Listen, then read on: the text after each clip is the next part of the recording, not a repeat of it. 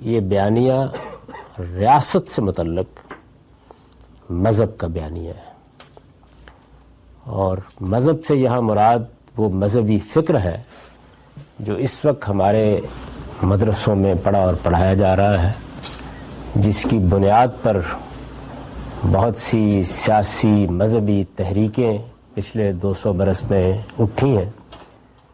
ان میں سے بعض اس وقت بھی سرگرم عمل ہیں اور بعض تاریخ کی نظر ہو گئی۔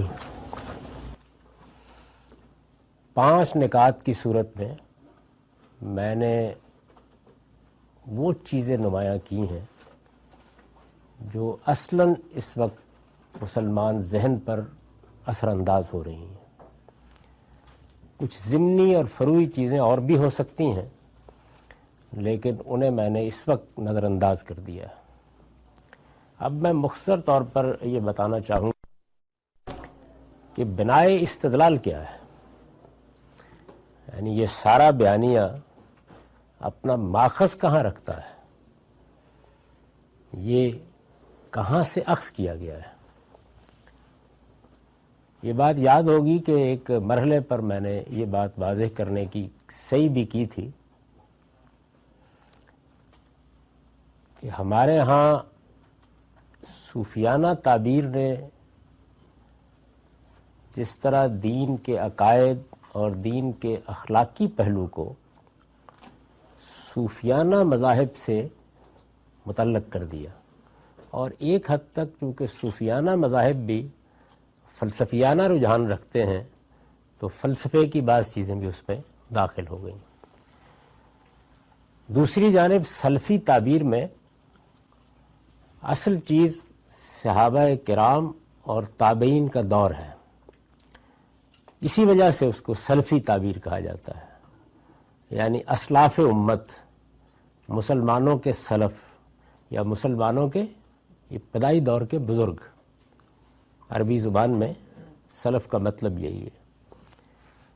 تو اسی کو انہوں نے بنیاد بنا کر اپنی تعبیر پیش کی ہے۔ اس بیانیے کے حوالے سے دونوں کے ہاں اصل ماخذ یہی ہے، اور جب ہم یہ کہتے ہیں کہ امام ولی اللہ نے ان میں امتزاج پیدا کر دیا تو اس میں بھی یہ چیز بڑی نمایاں ہو جاتی ہے۔ اصل ماخذ استدلال رسالت مآب صلی اللہ علیہ وسلم سے متصل صحابہ کا اور تابعین کا دور ہے۔ اس میں مذہب کا ظہور عملی طور پر جس طرح ہوا ہے، اگر آپ بہت دقت نظر سے مطالعہ کریں گے تو اسی کو بنیاد بنا کر یہ بیانیہ وجود پذیر ہوتا ہے۔ ایک ایک چیز کو دیکھیے۔ صحابہ کرام رضی اللہ عنہم نے رسول اللہ صلی اللہ علیہ وسلم کی قیادت میں جس چیز کو ہدف بنا کر جد و جہد کی، اگر میں آپ سے بھی یہ سوال پوچھوں تو آپ کہیں گے شرک اور کفر کا جزیرہ نما عرب میں استحصال، یعنی وہاں کیا تھا؟ قریش تھے، سیدنا ابراہیم علیہ السلام کی اولاد، اہل کتاب تھے، بنی اسرائیل، وہ بھی سیدنا ابراہیم علیہ السلام کی اولاد۔ تو یہ مسلمانوں کے گروہ ہیں جو موجود تھے رسول اللہ صلی اللہ علیہ وسلم کی بعثت سے پہلے۔ ان کے ہاں شرک پیدا ہوا، اور جب محمد الرسول اللہ صلی اللہ علیہ وسلم کی بعثت ہوئی اور انہوں نے انکار کر دیا تو کفر پیدا ہوا۔ تو صحابہ کرام کی جو جد و جہد ہے، اگر آپ اس کو تاریخ کے حوالے سے دیکھیں تو یہ آپ کو محسوس ہوگا کہ اس میں ایک دعوت کا دور ہے جس میں لوگوں کو پیغام پہنچایا جا رہا ہے، جس میں شرک کی غلطی واضح کی جا رہی ہے، جس میں توحید پر ایمان کی دعوت دی جا رہی ہے، اور یہ بتایا جا رہا ہے لوگوں کو کہ محمد الرسول اللہ صلی اللہ علیہ وسلم اللہ کے آخری رسول ہیں، اور پھر اس کے حوالے سے سب نبیوں کی دعوت بیان کی جا رہی ہے کہ عبد اللہ فاتحون، یعنی یہی چیز ہے نا کہ پیغمبر کو مانو اور اللہ کی بندگی کرو، اللہ ہی کی بندگی کرو اور پیغمبر کی اطاعت کرو، اس کو مانو۔ تو یہ جو بنیادی چیز ہے یہی آپ کو صحابہ کرام کی زندگی میں نظر آتی ہے۔ انہوں نے اسی طریقے سے لوگوں کو یہ دعوت دی، پھر کچھ تعذیب کے مراحل بھی ہوئے، اس میں ظلم و ستم بھی ہوا، ہجرت اور اس طرح کے مراحل بھی پیش آئے، یہاں تک کہ جب ان کو اقتدار حاصل ہو گیا تو اگر آپ بظاہر دیکھیں تو اسی شرک اور کفر کا استحصال کرتے نظر آ رہے ہیں، یعنی وہ اس کے خلاف برسر جنگ ہو گئے۔ اس برسر جنگ ہونے کے اسباب و وجوہ یا ان کے تنقیحی تجزیے کو الگ کر دیجئے، ظاہر میں جب آپ دیکھتے ہیں تو یہی چیز نظر آتی ہے کہ وہ شرک اور کفر کا استحصال کر رہے ہیں۔ اچھا، شرک اور کفر کے استحصال کو پہلے دور میں تو انتہائی سختی کے ساتھ دیکھا جا رہا ہے۔ اگر آپ اس دور کا جائزہ لیں تو آپ کو ایک طرف قرآن مجید اسی سختی کے ساتھ بعض باتیں کہتا ہوا نظر آئے گا، یعنی میں یہ اس وجہ سے قرآن مجید کی بات نہیں کر رہا کہ وہاں اصل ماخذ یہی ہے، صحابہ کرام جس طریقے سے یہ سب کچھ کام انجام دے رہے ہیں اس کو سامنے رکھ کر آپ اس کو ایسے سمجھیے کہ ایک عملی تصویر سامنے آ گئی ہے، اور اس عملی تصویر سے ذرا نظر ہٹا کر قرآن کو دیکھتے ہیں یا پیغمبر صلی اللہ علیہ وسلم کی کسی بات کو دیکھتے ہیں تو وہ ایسی تو بات کہتے نظر آ رہے ہیں، ایسی ہی تو بات کہتے نظر آ رہے ہیں، یعنی یا ایھا النبی جاہد الکفار والمنافقین واغلظ علیہم، یا پیغمبر آپ ان منکروں اور ان منافقوں کے خلاف جہاد کریں اور ان کے ساتھ اب سختی برتیں۔ تو ایک دور تو یقیناً وہ ہے کہ جس میں نبی صلی اللہ علیہ وسلم بھی بہت ستم کا شکار ہوئے، جس میں آپ کے صحابہ کو بھی بہت مصیبتیں اور تکلیفیں سہنی پڑیں، لیکن بعد میں تو شرک اور کفر کا استحصال ہی سب سے زیادہ نمایاں نظر آ رہا ہے۔ اس کے انفرادی واقعات بھی آپ دیکھ لیں اور اس کے اجتماعی واقعات بھی دیکھ لیں۔ میں نے یہ عرض کیا تھا کہ شرک کفر کا خاتمہ، شرک اور کفر کو زمین پر باقی نہیں رہنا چاہیے، یہ بہت نمایاں طور پر آپ وہاں دیکھتے ہیں۔ صحابہ کرام اس کا خاتمہ کرتے، یہاں تک کہ اس کا کلمینیشن کیا ہے، آخری جگہ کیا ہے جہاں پر آپ اس کو دیکھتے ہیں۔ ذرا تاریخ کے اوراق الٹ کے دیکھیے کہ خدا کا رسول حرم میں کھڑا ہے اور حرم کو ایک ایک بت سے پاک کر رہا ہے اس موقع کے اوپر، اور پھر صفا کی پہاڑی پر کھڑے ہو کر یہ کہہ رہا ہے کہ آج وہ ہستی جس نے اپنے بندے کی مدد کی، سارے احزاب شکست کھا گئے اور اس کا وعدہ پورا ہو گیا، انجز وعدہ۔ تو یہ تصویر بن رہی ہے، یعنی جو تصویر سامنے آتی ہے وہ یہ ہے۔ اب اس میں پھر ایک روایت بھی اگر آگے یہ کہتی ہے کہ رسول اللہ یہ حکم دے رہے ہیں کہ اے علی جاؤ اور جا کر سرزمین عرب میں نہ کوئی بت چھوڑنا، نہ کوئی تمثیل چھوڑنا اور نہ کوئی قبر چھوڑنا جو پختہ کی گئی ہو۔ یہ تصویر ہے جس میں شرک کفر یہ آخری درجے میں ختم ہو رہا ہے۔ میں ابھی یہ عرض کر رہا ہوں کہ اس میں روایت اور قرآن وہ اصل نہیں ہے، اس تصویر میں اصل میں وہ اسٹیبلشڈ ہسٹری ہے جو سامنے کھڑی ہے۔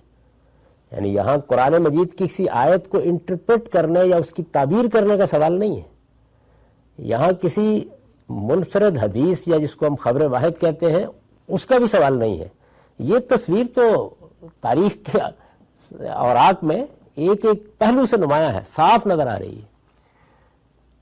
اس سے متعلق کوئی بحث ہو جاتی ہے تو اب کہتے ہیں دیکھیں قرآن میں بھی یہ لکھا ہوا ہے، قرآن میں بھی یہ لکھا ہوا ہے، حدیث میں بھی یہ بات بیان ہو رہی ہے۔ یعنی قرآن مجید اور حدیث اس زاویے سے آتے ہیں، اصل میں وہ عمل ہے جو سامنے نظر آ رہا ہے۔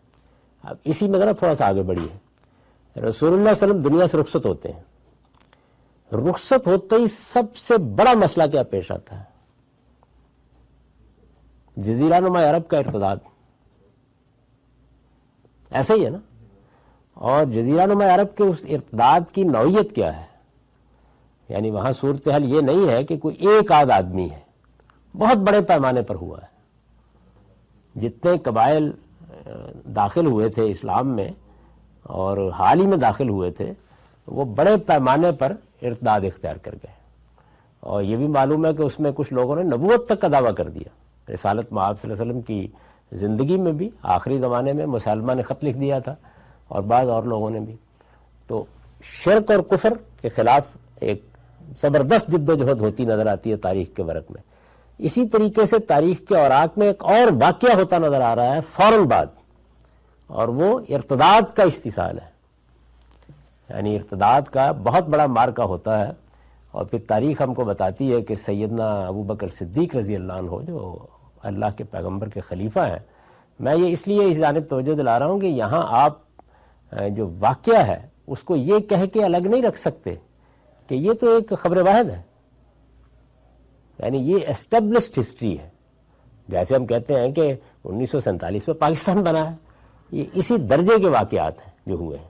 جو پہلے شرک اور کفر کے استحصال کا معاملہ ہوا ہے وہ بھی کوئی ایک روایت نہیں ہے، کوئی ایک حدیث نہیں ہے، کوئی ایک واقعہ نہیں ہے، بلکہ وہ ایک طرح سے تاریخ کی ابتدا ہو رہی ہے، اور اس میں ایک بڑا غیر معمولی مارکہ برپا ہے.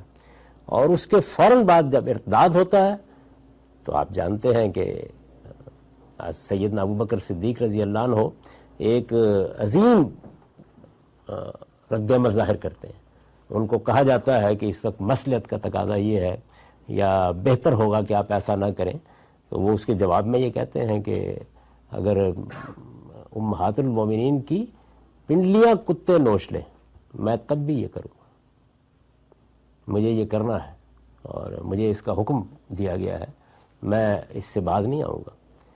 چنانچہ ارتداد کے فتنے کا استحصال کر دیتے ہیں، اور اس میں جن لوگوں نے ارتداد اختیار کیا ان کو اصل موتی کی سزا دی جاتی ہے. یعنی اگر وہ اپنے ارتداد پر قائم رہے ہیں تو پھر ان کو قتل کرنے کا حکم دیا انہوں نے. یہ بھی بہت بڑا واقعہ ہے، یہ کوئی انفرادی مسئلہ نہیں ہے، یہ کسی مجلس میں نہیں ہوا. تو اس سے آپ اندازہ کر سکتے ہیں کہ جو پہلا نقطہ میں نے بیان کیا تھا اس کی سپورٹ میں یا اس کے پس منظر میں یا اس کے ماخذ کی حیثیت سے کتنی بڑی تاریخ کھڑی ہے. یہ تاریخ اتنی غیر معمولی ہے، اتنی بڑی ہے کہ یہ ممکن نہیں ہے کہ کسی شخص کو آپ آمادہ کر سکیں کہ وہ اس سے صرف نظر کر کے یہ دیکھے کہ قرآن کیا کہتا ہے یا حدیث کیا کہتی ہے. یعنی یہ تاریخ اصل میں فیصلہ کن ہو رہی ہے، اصل فیصلہ یہ کر رہی ہے. اس کی روشنی میں دائیں اور بائیں دیکھ کے قرآن حدیث میں جو کچھ ملتا ہے، اور اگر فرض کر لیجئے کہ قرآن حدیث میں کوئی چیز اس طرح ہٹی ہوئی ملے گی تو یہ تاریخ اتنی غیر معمولی ہے کہ اس کو بھی اس کے اندر رکھ لیا جائے گا. یعنی اس سے جو اصول سامنے آئے گا وہ یہ ہے کہ اس کی تو تعویل ہو سکتی ہے، یہ تو ایک غیر معمولی واقعہ ہے، اس کے بارے میں تو غور کیا جا سکتا ہے. تو میں یہ بتا رہا ہوں کہ ماخذ استدلال میں جس کو آپ سلفی تعبیر کہتے ہیں، وہ اگر آپ تاریخی لحاظ سے دیکھیں تو کتنی بڑی جگہ پر کھڑی ہے پہلے نقطے کے لحاظ سے. اب دوسرے میں آئیے.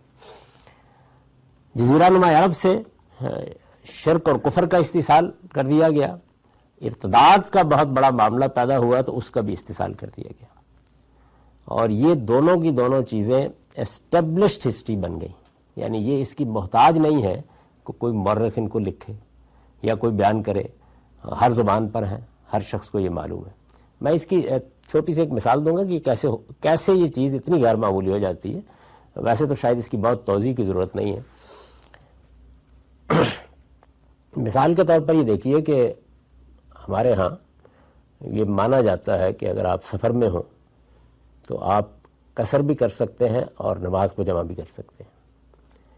یہ قصر اور جمع دونوں جو ہیں ان کا ذکر قرآن میں بھی ہوا ہے، لیکن قرآن مجید میں قصر کا ذکر اصلاً جنگ کی آپاداپی کے ذیل میں ہوا ہے. آپ اگر نکال کے دیکھیں آیات تو اس میں اصل میں جنگ کی آپاداپی، افراتفری یا جو صورت ہوتی ہے اس وقت جب آپ میدان جنگ میں، وہ زیر بحث ہے، اس میں قصر کی اجازت دی ہے. اور قصر کی اجازت تو الفاظ میں دی ہے، جمع کا معاملہ آگے جا کر اشارتاً معلوم ہوتا ہے. انہی آیات میں آپ اگر آگے جائیں تو یہ واضح ہو جاتا ہے کہ جمع کے معاملے میں بھی قرآن مجید اجازت دے رہا ہے، معلوم ہو جاتا ہے، الفاظ میں نہیں بیان ہوا. اس میں استنباط کی بحث ہو سکتی ہے. کوئی آدمی کہہ سکتا ہے کہ یہ تو معاملہ صرف وہیں تک محدود رہنا چاہیے یا جنگ ہی سے متعلق رہنا چاہیے۔ اس کے بعد کچھ روایات ہیں جو یہ بتاتی ہیں کہ رسالت میں آپ صلی اللہ علیہ وسلم نے اس کو عام سفروں میں بھی اختیار فرمایا۔ یہ روایات ہیں، لیکن ان کے بیچ میں ایک واقعہ ہے۔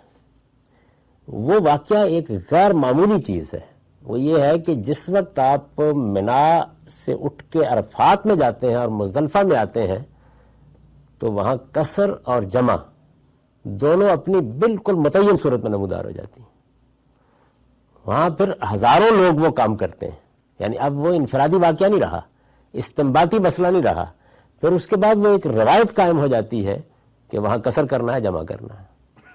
تو اس لیے قصر اور جمع اس جگہ آ کر ایک ایسی حقیقت بن جاتی ہے کہ جس کو پھر ہم کہتے ہیں یہ اب اسٹیبلش ہسٹری ہو گئی، یعنی اب اس کی توجیہ آپ جو بھی چاہے کریں، لیکن یہ ایک واقعہ بن گیا ہے جو اب کسی تحقیق کا محتاج نہیں رہا۔ تو اس طرح میں یہ بات عرض کر رہا ہوں کہ ایک چیز قرآن مجید میں بھی ہوتی ہے، ایک چیز حدیث میں بھی ہوتی ہے، وہ ایک الگ بحث ہے۔ جس وقت ایک شخص اس کو ایک واقعے میں ڈھلتے ہوئے دیکھتا ہے اور وہ ایک غیر معمولی تاریخی حقیقت کے طور پر دیکھتا ہے اور اس جگہ پہ دیکھتا ہے کہ جہاں اس کی تعویل اور توجیہ کی بھی گنجائش نہیں ہوتی، یعنی اگر آپ مجھ سے پوچھیں، اگر آپ کسی مورخ سے پوچھیں، آپ کسی فقیہ سے پوچھیں، آپ کسی عام آدمی سے پوچھیں، یہ جو میں نے آپ کی خدمت میں عرض کی ہے شرک، کفر اور ارتداد کے استحصال کا واقعہ، یہ تو ایک ایسی چیز ہے کہ جس کے بارے میں کوئی بحث ہو ہی نہیں سکتی۔ اگر کوئی آدمی اس کے بارے میں بحث کرے گا تو عام آدمی بھی یہ کہے گا کہ یہ نہیں مقابرت ضد ہے اور تو کچھ بھی نہیں ہے، آپ ایک ایسے واقعے کا انکار کر رہے ہیں جس کا انکار کوئی شخص کر ہی نہیں سکتا۔ اس کے بعد دوسرا دیکھیے، دوسری چیز کیا ہے؟ دوسری چیز یہ ہے کہ جہاد ہونا ہے، اور گرد و پیش میں نہ کفر کو غلبے کی حالت میں رہنے دینا ہے، نہ شرک کو، دونوں کو دیوار سے لگا دینا ہے۔ کیا یہ حقیقت نہیں ہے کہ رسالت میں آپ صلی اللہ علیہ وسلم کے بعد پھر جب صحابہ کرام باہر نکلتے ہیں تو یہی چیز پھر ایک ناقابل تردید تاریخی واقعہ بن جاتی ہے؟ یعنی بچے کی زبان پر یہ بات آ جاتی ہے کہ انہوں نے باہر نکل کے سلطنت روما کو بھی الٹ دیا اور سلطنت فارس کو بھی الٹ دیا۔ سامنے نظر آ رہا ہے نا، ایک واقعہ ہو رہا ہے، اس میں ایک ایک شہر کو تاخت و تاراج کر دیا گیا، وہ ادھر مصر تک پہنچ گئے ہیں، ادھر کرمان تک پہنچ گئے ہیں، وہ سارا علاقہ جتنا بھی ہے اس کو انہوں نے تاخت و تاراج کیا ہے۔ اور تاخت و تاراج کرنے کے بارے میں کوئی چھوٹی موٹی چیزوں کو یعنی تنکوں کو پکڑ کر کوئی توجیہ کرنا چاہے تو کرے، ورنہ حقیقت میں تو یہی کہتے ہیں جو لوگوں کی زبانوں پر ہے کہ اسلام لاؤ ورنہ جزیہ دو، نہیں تو لڑنے کے لیے تیار ہو، یہی کہتے ہیں نا۔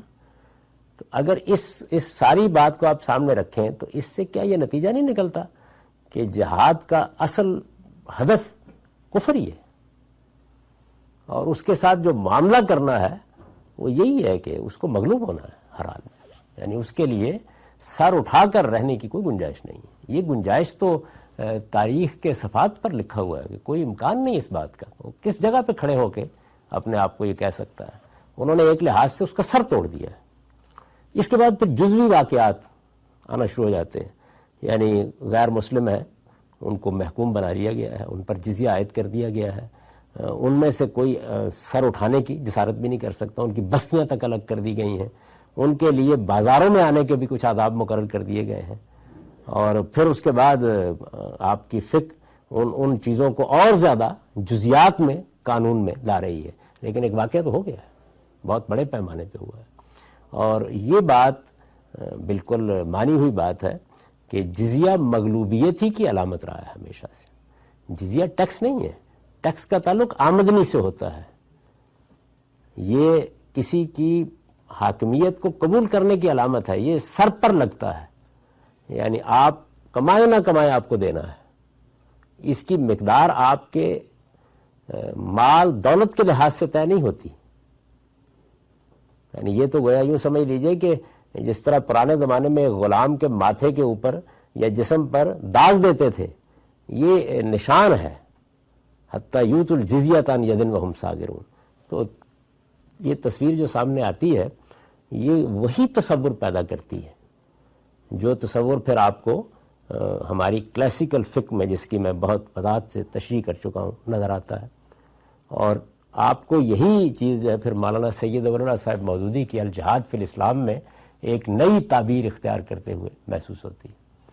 یعنی یہ معلوم ہوتا ہے کہ وہ اس ساری چیز کو اب مصلحانہ جنگ کی تعبیر دے کر موجودہ ذہن کو سمجھانا چاہتے ہیں، لیکن پس منظر میں یہی چیز موجود ہے، اور اس میں چونکہ آہستہ آہستہ اس چیز کا غلبہ ہو رہا ہے کہ قرآن سے حدیث سے استدلال بھی کیا جائے، تو پھر وہ قرآن مجید کی اس آیت کو موضوع بنا لیتے ہیں جو میں نے آپ کو سنائی تھی پچھلے نشستوں میں کہ قاتل الذین لا یؤمنون باللہ والیوم الآخر ولا یحرمون ما حرم اللہ ورسولہ ولا یدینون دین الحق حتی یؤتوا الجزیۃ عن ید وہم صاغرون، کہ ان اہل کتاب کے ساتھ برسر قتال ہو جاؤ، اس لیے کہ یہ اللہ اور آخرت پر ایمان لانے کے لیے تیار نہیں ہیں، یہ اللہ کے حرام کو حرام اور حلال کو حلال سمجھنے کے لیے تیار نہیں ہیں، یہ دین حق کو جس کی وضاحت اب کر دی گئی ہے اپنا دین بنانے کے لیے تیار نہیں ہیں، یہ ان کے ساتھ برسر جنگ ہو جاؤ یہاں تک کہ یہ اپنے ہاتھ سے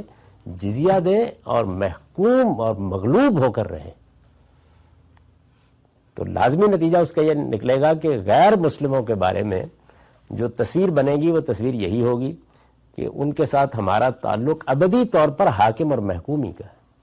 اس وقت کا جو علاقہ ہے، اب وہ ذہن جب یہ دیکھتا ہے کہ ایک بہت بڑے پیمانے پر دنیا کی دو بڑی حکومتوں کو اسی اصول پر الٹ کر رکھ دیا گیا ہے، ان کے شہر تاراج کر دیے گئے ہیں، ان پر حکومت قائم کر لی گئی ہے، ان میں جو عام افراد ہیں ان کے لیے بھی اس طرح کے ضابطے اس کے تحت بنا دیے گئے ہیں، لباس تک کا فرق قائم کر دیا گیا ہے، یعنی تاکہ وہ کبھی ان کے لیے یہاں تک پابندی بعض جگہوں پہ عائد کر دی گئی ہے کہ اگر وہ سواری پر ہو اور آگے سے مسلمان نظر آ جائے تو اتر جائیں۔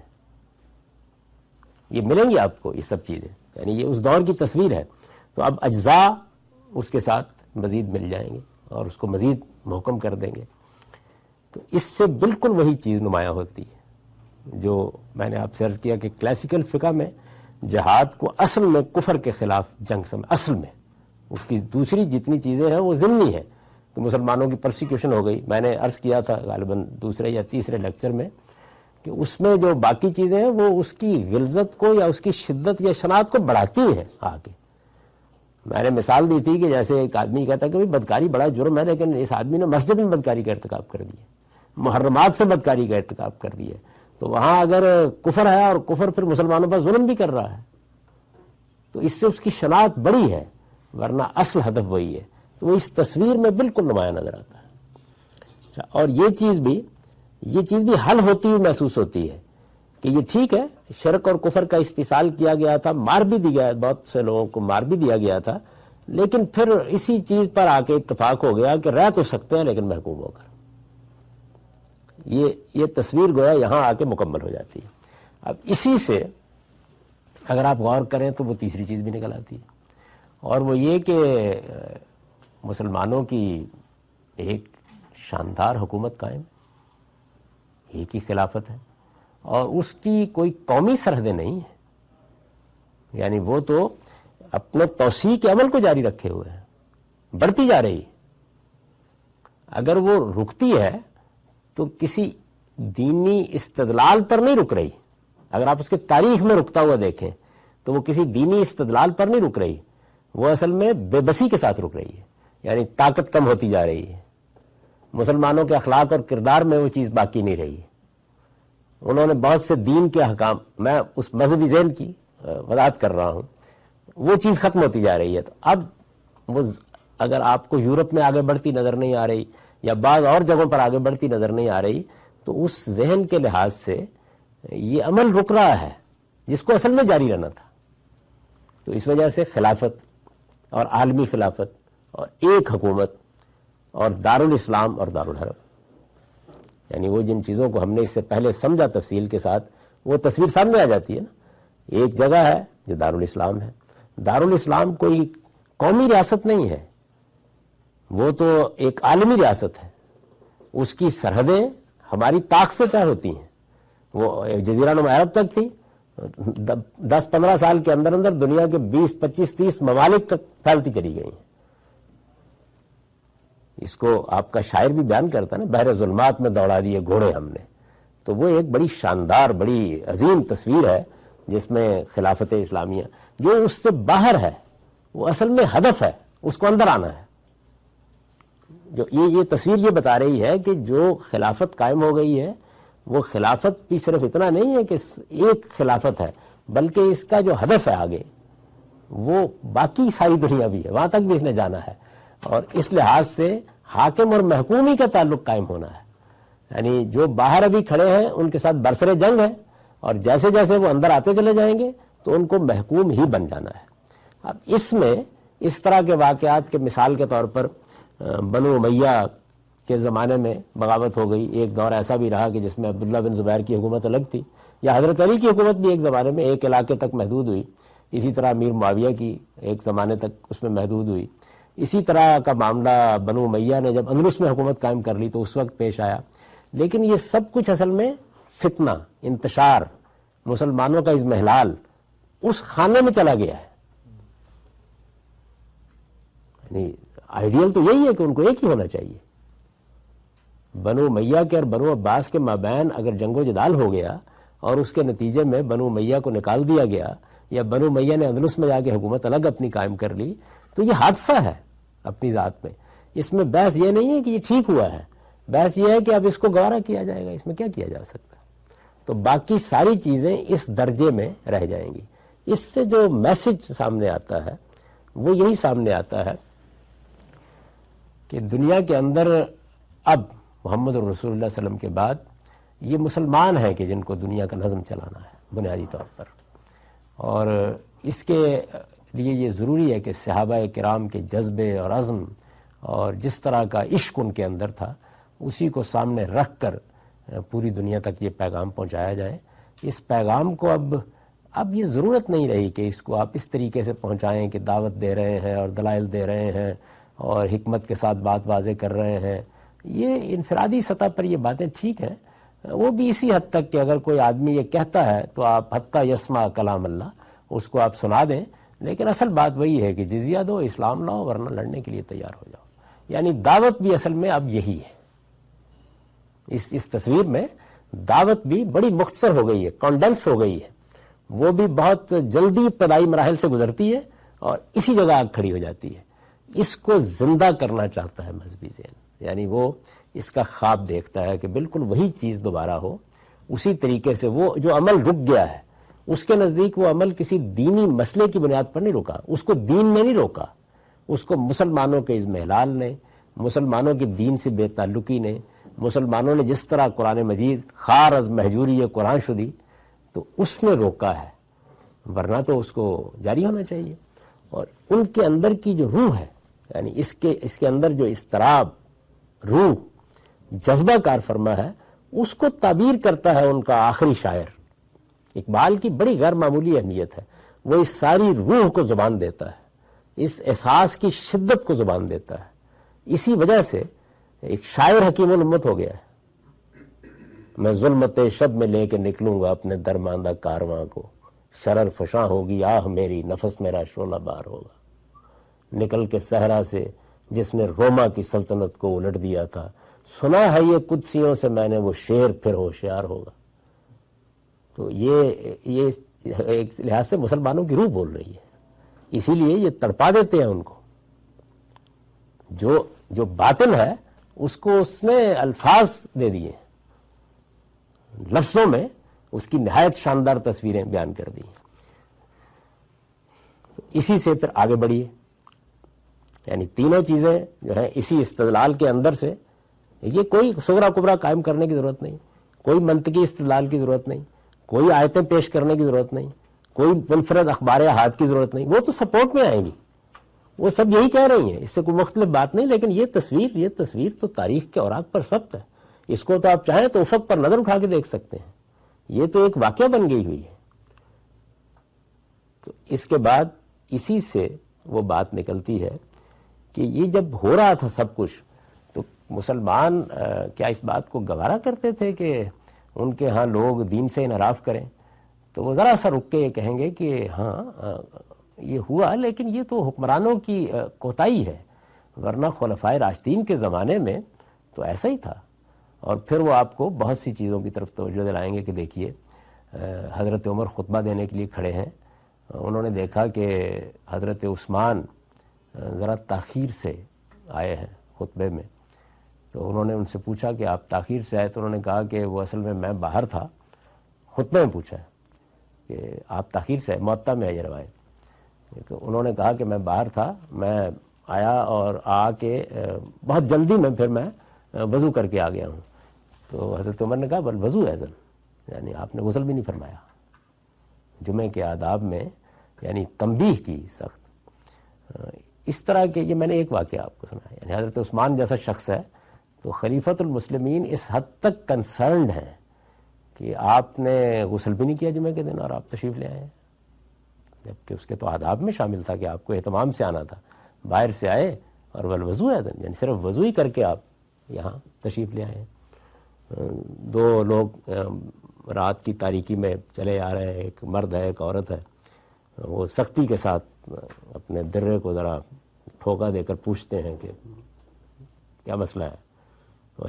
ہم اصل میں میاں بیوی ہیں لیکن ابھی آئے تھے تھوڑی دیر کے لیے، تو ابھی کوئی جگہ تلاش کر رہے ہیں۔ کہتے ہیں کہ اچھا میں معذرت خواہ، مجھے خیال ہوا کہ شاید، تو گویا اس حد تک۔ اس کے علاوہ بہت سے انفرادی واقعات آپ کو نظر آتے ہیں، یعنی جو تصویر بنتی ہے مدینے کی وہ صرف اتنی سی نہیں ہے کہ اس کے اندر ایک بڑی عادلانہ حکومت قائم ہے، اس کے ساتھ اس حکومت کا جو حکمران ہے وہ ایک باپ کی طرح نگرانی کر رہا ہے، نگرانی کرتا محسوس ہوتا ہے، بازاروں میں جا رہا ہے، لوگوں کو دیکھ رہا ہے، اگر کوئی غلط چیز ہو رہی ہے، یہاں تک کہ اگر آپ جمعے کے موقع کے اوپر غسل کر کے نہیں آئے تو اس میں بھی حضرت عثمان جیسے شخص کا محاسبہ کر رہا ہے۔ تو وہ تصویر پھر وہی بنتی ہے۔ اس چوتھے نقطے پر آپ آئیے کہ دین کو جو کچھ بھی وہ ہے، حکمران کی ذمہ داری ہے کہ وہ مسلمانوں کی نگرانی کرے اور یہ دیکھے کہ اس پر عمل کر رہے ہیں یا نہیں کر رہے ہیں۔ یہ اب جب وہ مسلمان ہو چکے ہیں تو یہ ایسے ہی ہے کہ جس طرح ایک آدمی فوج میں بھرتی ہو گیا ہے، تو اب تو کسی سڑک پر جاتے ہوئے بھی اگر کوئی جرنیل ملے گا تو وہ کہے گا کہ تم کیا کر رہے ہو اس معاملے میں۔ تو یہ تصویر اس کے بعد چوتھے نقطے میں داخل ہو جاتی ہے، اور اس کو یہاں داخل ہونے کے لیے بھی بس تھوڑا سا متوجہ کرنا پڑتا ہے۔ جیسے میں نے ایک دو واقعات سنا کے آپ کو متوجہ کیا، آپ دیکھیں گے، آپ اوپر نگاہ اٹھائیں گے تو پھر یہ تصویر بھی نمایاں ہونی شروع ہو جائے گی، یعنی اس میں بھی بے شمار چیزیں آپ کو نظر آنی شروع ہو جائیں گی، ہاں ایسے ہی تو ہو رہا ہے، ایسے ہی تو ہونا چاہیے، اسی طریقے سے یہ سب معاملات کرنے چاہیے جتنے بھی ہیں۔ اس میں پھر وہ فرع بھی نمودار ہو جاتی ہے جس کو ہم نے 5ویں نقطے میں موضوع بنایا تھا، اور وہ یہ تھا کہ یہ معاملہ عقائد میں بھی ہو رہا ہے، یعنی چھوٹی چیزیں نہیں ہیں، عقائد میں بھی ہو رہا ہے۔ اس جگہ پر آ کر بہت سے جو جزوی معاملات ہیں وہ تو زیر بحث آئے ہی ہیں، لیکن اس کا بھی سب سے بڑا ظہور اسی تصویر میں ہو گیا ہے۔ آپ اس ذہن سے دیکھیے جس میں یہ مذہبی بیانیہ وجود پذیر ہو رہا ہے، اور وہ یہ ہے کہ کچھ لوگوں نے عقیدے کے لحاظ سے نئی نبوت اختیار کر لی۔ ہوا نا یہ، یعنی رسول اللہ صلی اللہ علیہ وسلم کے بعد کچھ لوگ تھے جنہوں نے نبوت کا دعویٰ کر لیا، ایک خاتون نے بھی نبوت کا دعویٰ کر دیا تھا، تو نبوت کا دعویٰ کرنے والوں کے خلاف بھی اسی نوعیت کا اقدام ہوا ہے، یعنی انہیں ارتدادی قرار دیا گیا ہے۔ تو ایک چیز یہ ہے کہ ارتداد، اور ایک یہ کہ اس طرح کے کسی اقدام پر ارتداد۔ مسیلمہ کذاب تو آپ کو معلوم ہے کہ وہ تو یہ کہہ رہا تھا کہ میں محمد الرسول اللہ کی نبوت کو مانتا ہوں، آئیے ہم تقسیم کر لیں، کچھ علاقہ آپ لے لیں، کچھ علاقہ میرے سپرد کر دیں۔ یہی خط لکھا تھا اس نے، جس کا رسول اللہ صلی اللہ علیہ وسلم نے جواب دیا ہے کہ زمین اللہ کی ہے، یہ میرے اور تمہارے درمیان میں تقسیم نہیں ہونی۔ تو جو حضرت ابوبکر کا اقدام ہے وہ اقدام ارتداد کے اس پہلو کو بھی لیتا ہے، اور اس پہلو کو بھی لیتا ہے جس کو ہم نے 5ویں نقطے میں بیان کیا تھا۔ تو اس لحاظ سے اگر آپ دیکھیں تو جس بیانیے کو میں نے پچھلی نشستوں میں آپ کے سامنے رکھا، اس کے بنیادی نکات کی وضاحت کی، اس کا ماخذ استدلال یہ ہے، اس کے سامنے یہ سلف کی داستان ہے، یہ تاریخ کی ناقابل تردید حقیقت ہے، یہ عظیم واقعہ ہے جو اپنی جزیات کے ساتھ تو کہیں کہیں موضوع بحث بن سکتا ہے، لیکن اپنے کلی پہلو سے یہ مکمل ہے، اور یہ اس پورے بیانیے کے تمام نکات کا احاطہ کر لیتا ہے۔ اس بیانیے کو اس کے لیے کہیں جانے کی ضرورت نہیں پڑتی، کوئی بحث آپ اٹھا دیں تو پھر کوئی قرآن کی آیت بھی ضروری ہو جاتا ہے بیان کر دی جائے، کوئی حدیث بھی ضروری ہو جاتا ہے بیان کر دی جائے۔ یہ بیانیہ نہ صرف یہ کہ یہ جو واقعہ ہے، یہ نہ صرف یہ کہ اس بیانیے کا ماخذ استدلال بن گیا ہے، بلکہ اس نے ایک ذہن بنا دیا ہے، اس نے اس کے ساتھ مسلمانوں کے اندر ایک روح پھونک دی ہے، اس کو ایک آئیڈیل اور ایک مثالی چیز کی حیثیت سے ان کے سامنے رکھ دیا ہے۔ یہ ان کا خواب بن گیا ہے جس کی تعبیر وہ چاہتے ہیں۔ اس میں اگر کوئی چیز رکی ہوئی نظر آ رہی ہے، یعنی آج اگر اس میں سے کچھ نہیں ہو رہا، تو اس کا باعث یا مسلمانوں کی کوتاہیاں ہیں یا غیروں کی سازشیں ہیں، اور کوئی چیز اس میں ہے ہی نہیں۔ یہ موضوع بحث ہی نہیں ہے کہ اس میں کوئی خرابی بھی ہو سکتی ہے، اصل میں تو یہی ہے۔ تو اس سے ہٹ کر جب بھی کوئی بات کہی جائے گی تو وہ پھر جو پوری تاریخی ذہنیت ہے اس کے اندر کسی جگہ ٹھیک نہیں بیٹھتی، یعنی وہ اس کو اگل دینا چاہتی ہے، کیونکہ اس کے لیے آپ جو کچھ کہہ رہے ہوتے ہیں وہ واقعے کے ساتھ ٹکرا رہا ہے۔ یعنی آپ یہ بیان کر رہے ہوتے ہیں کہ نہیں ایسی بات تو نہیں ہے، اگر آپ ان کے لحاظ سے دیکھیں ایسی بات تو نہیں، قائد اعظم نے تو یوں فرمایا تھا، مطلب جو بھی فرمایا تھا پاکستان بنایا تھا۔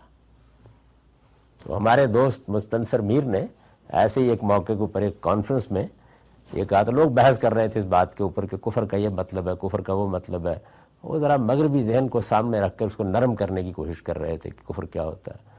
تو وہ اٹھے اس کے بعد اس کانفرنس میں، اس میں بہت سے پڑھے لکھے لوگ تھے، تو انہوں نے کہا کہ بھائی جو بھی کفر کا مطلب ہوتا ہے قرآن کہتا ہے لعنت اللہ علی الکافرین۔ تو اصل چیز یہی ہے۔ تو اسی طرح کا معاملہ جو ہے وہ اس بیانیے کے حوالے سے بھی جب آپ ادھر ادھر جانے کی کوشش کرتے ہیں تو پیش آتا ہے کہ آپ جو بھی کر رہے ہیں کریں، لیکن حقیقت تو یہی ہے، اور یہ تو تاریخ کے اوراق پر سامنے ثبت ہے، اس کے بارے میں آپ کیا کہتے ہیں؟ تو یہ میں نے استدلال کو واضح کر دیا۔ یہ سمجھ میں آ گیا؟ یعنی اصل میں جس وقت آپ اس بیانیے پر تنقید کر رہے ہوتے ہیں تو آپ قرآن حدیث میں جاتے ہیں، جبکہ ماخذ استدلال یہ ہے نہیں، وہ چیزیں سپورٹ کرتی ہیں۔ جو بیانیہ ہے اس کے پیچھے جو کچھ کھڑا ہے وہ اسٹیبلش ہسٹری ہے، اس میں کوئی اجزاء کی کوئی اہمیت نہیں ہے۔ یہ جو روایتیں ہوتی ہیں، جس بعض لوگ پوچھتے ہیں جیسے آپ بھی پوچھ رہے ہیں، کوئی واقعہ کوئی اس طرح کی چیز، ان کی کیا اہمیت ہے؟ فرض کیجئے واقعہ ہے، اس پہ تنقید ہو جائے گی۔ فرض کر لیجئے کوئی بات بیان کی جاتی ہے، ہو سکتا ہے کہ مورخین نے اس کے اندر 10 چیزیں ڈال دی ہوں، ممکن ہے جس طرح کہ میں نے مثال کے طور پر رجم کی روایات کا پوسٹ مارٹم کر کے برہان میں بتا دیا ہے کہ یہ تو قانون کے کسی تقاضے پر پوری نہیں اترتی، کہ کوئی اہمیت ہی نہیں ہے، سرے سے کوئی اہمیت نہیں ہوتی۔ اصل چیز جس کی اہمیت ہے وہ یہ ہے اسٹیبلشڈ ہسٹری، بالکل مانی ہسٹری۔ تو اب اس کا نتیجہ بالکل وہی نکات ہے۔ اگر آپ اس کو سامنے رکھیں تو ایسا ہی ہونا چاہیے کہ دنیا میں شرک اور کفر کا استحصال کر دیا جائے، ارتداد کا ارتکاب کرنے والے گردن کاٹ دی جائے، کوئی اس کے لیے زندہ رہنے کی شکل ہی نہیں ہے۔ جہاد کا اصلی ہدف کفر ہی قرار پائے، غیر مسلموں کے ساتھ ایک ہی تعلق مذہبی لحاظ سے ہو کہ وہ ہم حاکم ہیں اور وہ محکوم ہیں۔ جن ملکوں میں ہمارے اکثریت ہے وہاں ان کو محکوم ہی ہونا چاہیے، اور جن ملکوں میں اس وقت ان کی حکومت قائم ہے اسے ہر حال میں ختم ہو جانا چاہیے، اور اس کا خاتمہ کرنے کے بعد وہاں بھی ہماری حکومت قائم ہونی چاہیے۔ یہ تو ہماری بے بسی ہے، ہم اس وقت اس پوزیشن میں نہیں ہیں۔ عالمی خلافتی ہدف ہو، یہ کیا چیز ہے؟ قومی ریاستیں اور ان کے اندر حکومتیں اور ان کی سرحدیں، ان کی کیا حیثیت ہے؟ یہ تو استعمار نے لکیریں کھینچ دی ہیں دنیا کے اندر، یہ انہی کا کام ہے۔ اصل چیز تو یہی ہے کہ ایک عالمی خلافت قائم ہو، اور وہ پھر اپنے اس عمل کو دوبارہ شروع کرے جو عمل تاریخی عوامل کی وجہ سے رک گیا ہے، یا مسلمانوں کے اضمحلال کی وجہ سے رک گیا ہے۔ درماندہ کارواں کو پھر لے کے نکلنا چاہیے کسی کو، وہی مسلمانوں کا، وہی مہدی، وہی آخر زمانی۔ تو کچھ اٹھنا چاہیے کسی شخص کو جو پھر ایک مرتبہ، دیکھیے یہی سے وہ مہدی کا انتظار بھی ایک حقیقت بن کے سامنے آتا ہے کہ اس رکے ہوئے قافلے کو اب کون رواں کرے گا، اب کون اس کی ہدی خانی کرے گا۔ اقبال اسی قافلے کا ہدی خاں ہے، اسی لیے دیکھیے اس نے اپنی کتاب کا نام رکھا بانگے درا۔ درا اس گھنٹی کو کہتے ہیں نا کہ جو اونٹ کے گلے میں ڈال دی جاتی ہے اور قافلے کے آگے آگے، تو یہ اس کی آواز ہے۔ اقبال کس وجہ سے ایک شاعر نہیں رہا محض، بلکہ ایک لحاظ سے وہ ملت اسلامیہ کا ہدی خان، حکیم الامت، اور معلوم نہیں کس منصب پر فائز ہو گیا، اس لیے کہ وہ اس روح کو بیان کر رہا ہے۔ یہی خلافت ہونی چاہیے، اور وہ نوحہ بھی پڑھتا ہے کہ ترک ناداں نے خلافت کی قبا تار تار کر کے رکھ دی. طلوع اسلام جو پہلی بڑی نظم ہے، ذوق و شوق اور مسجد قرطبہ جیسے شاہکار تو بعد میں وجود میں آئے ہیں، جو پہلی بڑی نظم ہے وہ طلوع اسلام ہے. وہاں خضر اصل میں یہی نوید سنا رہا ہے کہ اس قافلے کو دوبارہ رواں ہوتا ہے زیادہ پیما پھر کارواں ہمارا. تو اس کارواں کو ایک مرتبہ پھر اٹھنا ہے. مسلم ہم وطن ہے سارا جہاں ہمارا. تو اس وجہ سے یہ جو خودی خانی ہے یہ اصل میں ایسے ہم پڑھ کے چلے جاتے ہیں، اس کے پیچھے یہ ساری طاقت بول رہی ہے. تو اس سے ظاہر خلافتی کا تصور پیدا ہوتا ہے. اور مسلمانوں کو اپنے مذہبی معاملات میں اپنی ملت کو انتشار سے بچانا ہے، اور یہ جو تھوڑے سے انحرافات ہو جاتے ہیں ان کا بالکل خاتمہ کر دینا. اور اگر عقیدے کا کوئی انحراف ہو رہا ہے تو اس کو الگ کر کے ملت کے وجود کو بالکل مستحکم رکھنا ہے. آپ اسی سے دیکھیے کہ سب سے بڑا جو رد عمل، شدید ترین رد عمل قادیانیت کے خلاف ظاہر ہوا ہے جدید تعلیم یافتہ طبقے کی طرف سے، اقبال کے قلم سے ہوا ہے. یعنی یہ جو الفاظ ہیں کہ قادیانیز آر ٹریٹرز آف اسلام، کبھی وہ آرٹیکل پڑھا؟ اس سے آپ اقبال کو بھی صحیح جگہ پہ رکھ کے دیکھیے کہ وہ درمیان میں کھڑا ہے اور اس کے ذرا اوپر اور ذرا نیچے مولانا سید ابو اللہ صاحب مودودی اور مولانا ابوالکلام آزاد ہے. تو وہ اس جگہ پہ آ کھڑا ہے. آپ کہہ سکتے ہیں کہ یہ جو بیانیہ ہے، اس کی اگر اس بیانیے کے پیچھے آپ مان لیں کہ ابتدا میں قرآن ہے تو اس کے آخر میں کلام اقبال ہی ہے. یہ سمجھ میں آ گیا نا کیا ہے. یعنی یہ وہ جگہ ہے. بیانیہ وہ سامنے رکھیں جو پچھلی نشستوں میں نے واضح کیا، اور استدلال یہ سامنے رکھیں. اس کے بعد دیکھیں کتنی محکم جگہ پہ کھڑا ہے قدیم فکر.